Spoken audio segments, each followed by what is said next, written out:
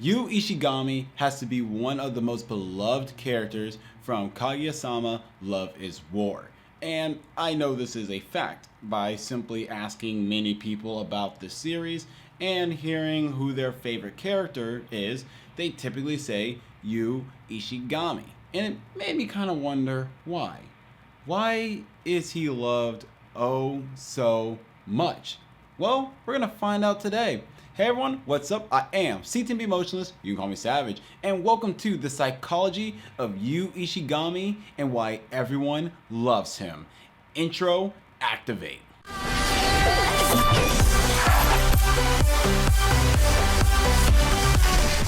Alright, before I get started, please be sure to like and also subscribe. I would highly appreciate it, and it would do nice wonders to the YouTube algorithm.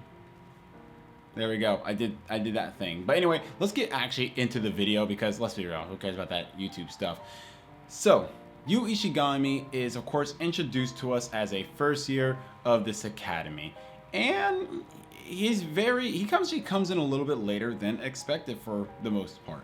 He is known as almost like a shadow member at this stage of what we see him as, because as far as we know, we've only known who Chika, Shiraganai, and Kaguya within the student council for a brief moment. Now mind you, it's not like crazy long or anything. It's just that we know there's a treasurer, we just never see him. And there's a reason for that. Dude actually just outright tries to avoid going to the student council room.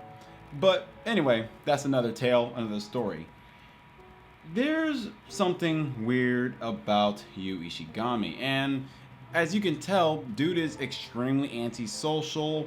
He's socially awkward in general, and he doesn't really get along with anyone whatsoever. Well, except the student council president. And at least this is in the beginning. Of course, stuff happens later and whatnot, but we're not going to even dive into that because that's actually not that important for this video as to why everyone loves him. Another thing that you start to notice as you watch the series is everyone kind of looks down on Ishigami, and it's not really kind of, they just do. And you kind of wonder why. You actually do watch this and you wonder, why does everyone dislike Ishigami? It's kind of weird at first because you go into the series, you start watching, and you're thinking, it can't just be because he's a little antisocial or socially awkward. Like, it can't just be that, right? Well, unfortunately, during his middle school years, he became really close with a female acquaintance, I'll say. And as he was getting close with her, unfortunately, her boyfriend at the time was high-key, low-key cheating on her. He tried to quell this whole thing, to try to talk to the guy one-on-one to get them to calm down, and he basically told him to, like, you gotta stop doing this, bro. It's not cool. Let's just say that guy did not like that. And Yu Ishigami actually just started beating the crap out of the old boy. Like, it was actually pretty epic. Now, mind you, technically, when you think about it, it was a jock beating up a theater kid, so it didn't look that great, obviously. But because no one else got the context of the truth of what was happening and why Ishigami and that guy were fighting in the first place, a lot of people just presumed that Ishigami outright went ahead and just beat up a guy for no reason.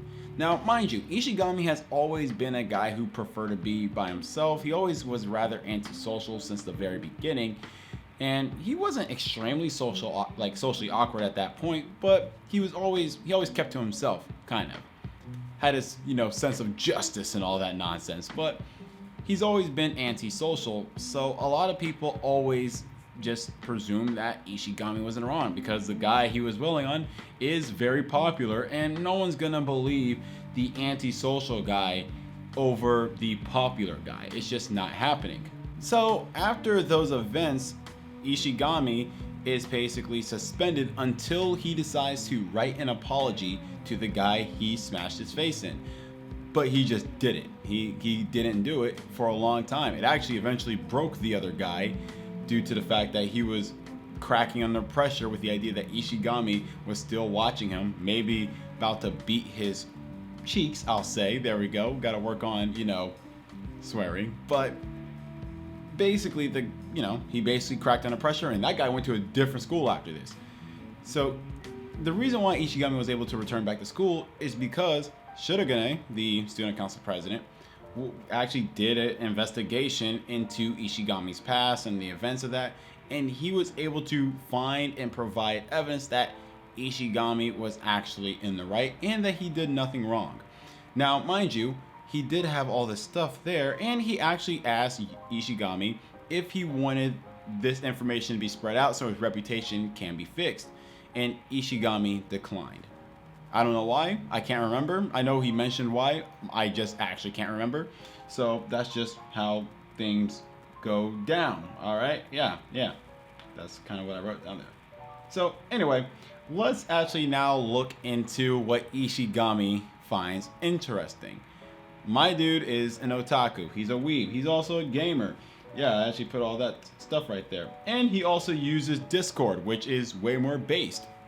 He doesn't use Line. My boy uses Discord. There's an actual manga thing out there that shows that he prefers Discord. He actually said it blatantly. So my man knows what's up. So, you know, he's a typical otaku. Ishigami is also seen as an incel. Well, I mean, at least to Chika.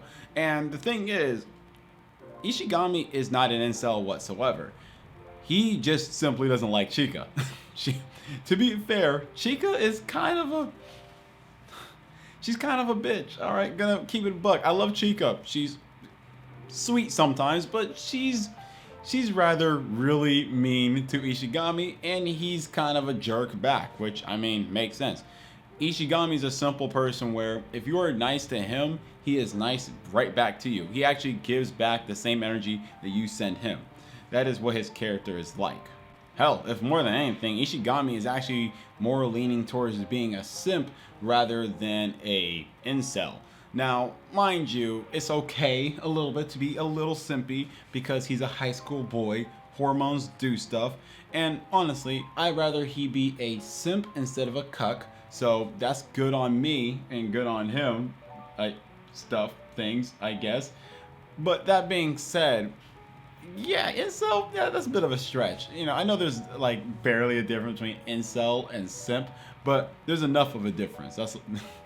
There's a difference, all right? It's not by a lot, but there is a difference. Oh, let me also clarify. When I mean he's a simp, I mean he's only a simp when he's like in love with someone. So, dude's just geeking, all right? That's fine. Like, yeah, you're in love with someone, and actually in love. Not just that. It's like he doesn't simp for any girl, all right? So, don't get that twisted.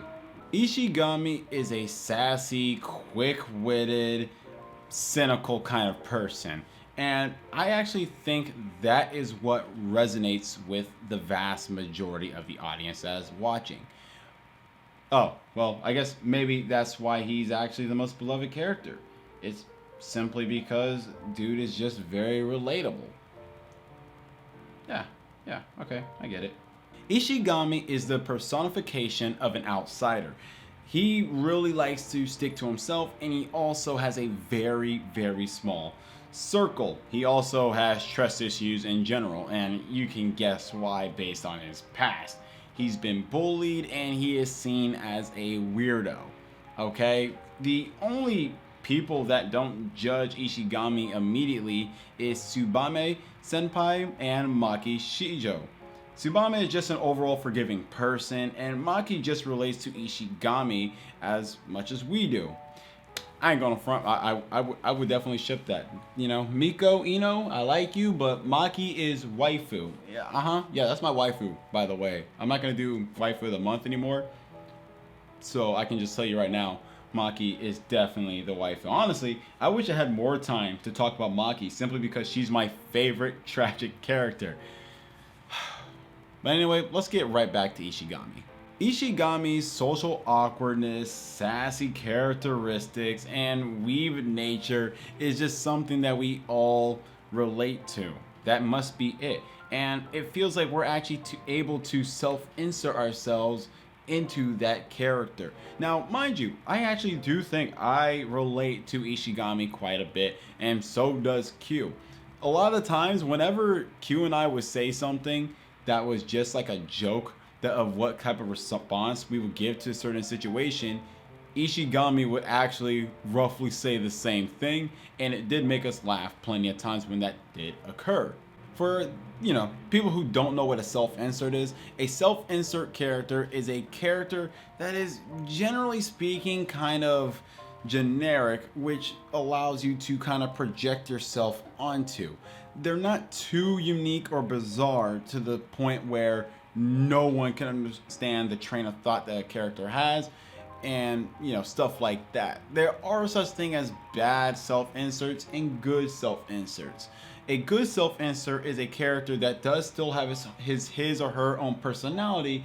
However, they just also have things that makes them very relatable. For example, take someone who is just like Vegeta, and there's a lot of things about him that's very relatable. He has his own personality, he's egotistical, has a bit of a narcissism, short man syndrome, and also you can relate to him with his drive to be the best, maybe. Or, the idea of focusing so much on yourself and only caring about yourself, but then when you have that one person you have to actually care about, you kind of make sacrifices in order to care about just those, the new things that are around you.